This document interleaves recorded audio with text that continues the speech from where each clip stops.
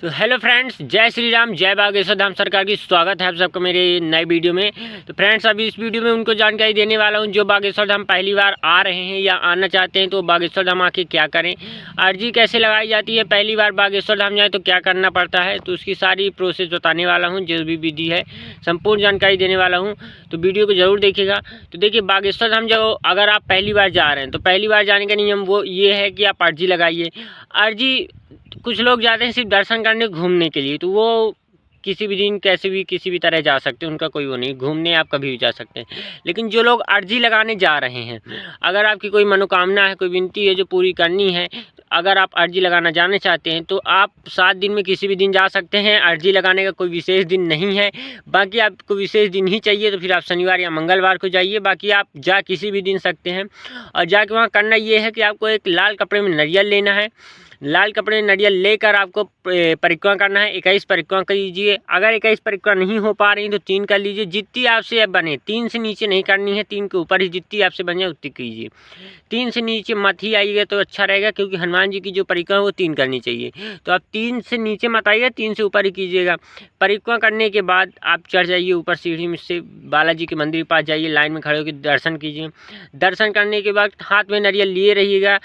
अर्जी सबसे लास्ट में बांधी जाती है, तो जो लाल कपड़े नारियल है उसको आप हाथ में लिए रहिएगा। बालाजी के दर्शन कीजिए और दर्शन करके जो भी आपकी मनोकामना है वो आप वहाँ पास बोल दीजिए। नारियल के माध्यम से, अपने मुंह से, मन से, जो ऐसे ही बोलना हो आपको बोल दीजिए। नारियल हाथ में लिए रहिएगा, बालाजी के पास जाके दर्शन करके मनोकामना बोल दीजिए।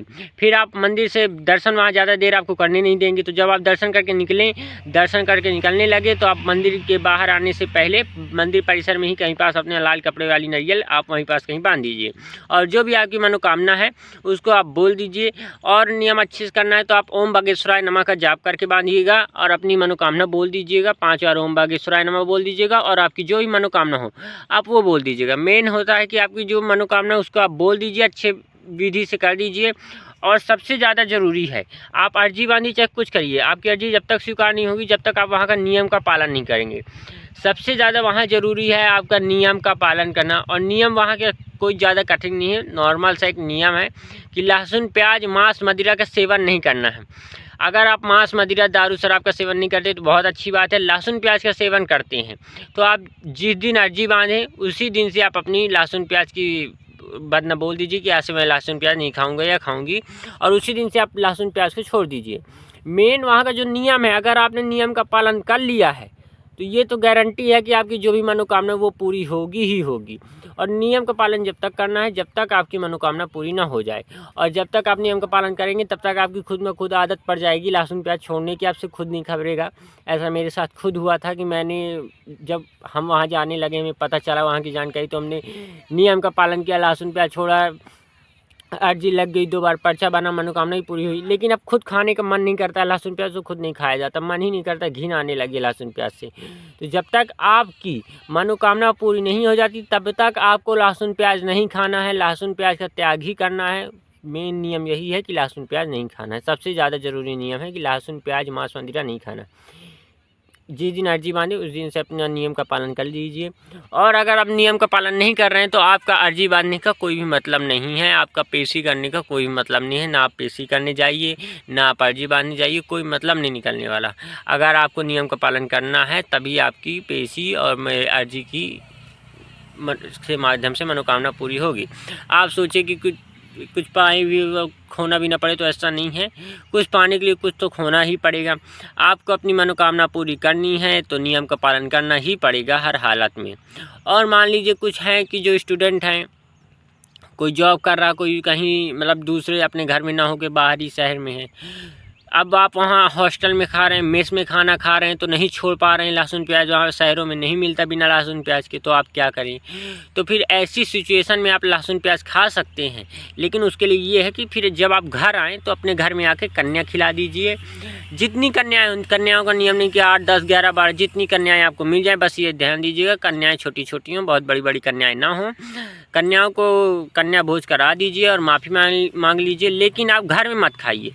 जब आप हॉस्टल, मेस, बाहर खाना खा रहे हैं तब चल जाएगा, लेकिन आप घर में मत खाइए। और कहीं बाहर घूमने जाते हैं, आप घर में नियम का पालन कर रहे हैं और बाहर घूमने जाते हैं तो खा लेते हैं, तो अगर बाहर हो सके मिल जाए तो बिना लहसुन प्याज का खाइए, ना मिले तब खा सकते हैं लहसुन प्याज। लेकिन अब ये मत सोचिए कि बाहर खा सकते हैं तो चलो आज पिज़्ज़ा खा लेते हैं, ये सब नहीं करना है आपको।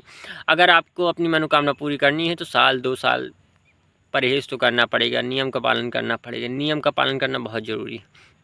अब आपकी अर्जी लग गई, जैसे अर्जी लगने के बाद भी, नियम करने के बाद भी मनोकामना पूरी ऐसे नहीं हो जाती है इतनी आसानी से। वहाँ के नियम आपकी मनोकामना पूरी नहीं होगी। इतने लोगों की इतनी मनोकामनाएं रहती हैं, एक बार जाने सबकी पूरी हो जाए तो आज तो मैं करोड़पति होता, मेरी इतनी सारी मनोकामनाएं। वहाँ पेशी करना पड़ता है, पेशी 21 पेशी ज़रूरी है करना। जिसका पर्चा बन जाता है वो तो करते ही करते हैं, जिसका पर्चा नहीं बनता है और वो 21 पेशी करते हैं तो उनको पर्चे की ज़रूरत ही नहीं पड़ती। तो आप खुद सोच लीजिए, आपको पर्चे की ज़रूरत है कि पर्चे की, बिना पर्चे की आपको अपनी समस्या का हल पाना है। अगर आप अपने समस्या का हल पाना चाहते हैं तो आप पर्चे को मत ताकिए। गुरुजी बहुत बिजी रहते हैं, हम इतने लोग हैं, किस किस का वो पर्चा बनाएंगे। आपको अपनी समस्या हल करनी है तो आपकी समस्या हल बालाजी करेंगे। आप पेशी कीजिए, आपका पेशी का दिन शनिवार का दिन रहेगा, आप वो पेशी कीजिए। अगर आप नहीं जानते कि पेशी कैसे, क्या, कब, कहाँ, कैसे, किस दिन करनी चाहिए, कैसे करनी चाहिए, तो आप हमारी इसी वीडियो में कमेंट कीजिएगा, तो हम पेशी के विषय में भी एक वीडियो बना देंगे। बाकी पेशी का मैंने कई वीडियो बना चुका है कि पेशी कैसे करना है, कैसे नहीं करना, तो आप चैनल पर जाके देखिएगा। और नहीं मिलती है वीडियो तो फिर बताइएगा, तो एक और नई वीडियो बना देंगे। बाकी नियम का पालन जरूर करिए। मैं बार बार बोल रहा हूँ, बिना नियम का पालन किए वहाँ कुछ भी नहीं होने वाला है। अब आज की वीडियो में इतना ही। जय श्री राम, जय बागेश्वर धाम सरकार का।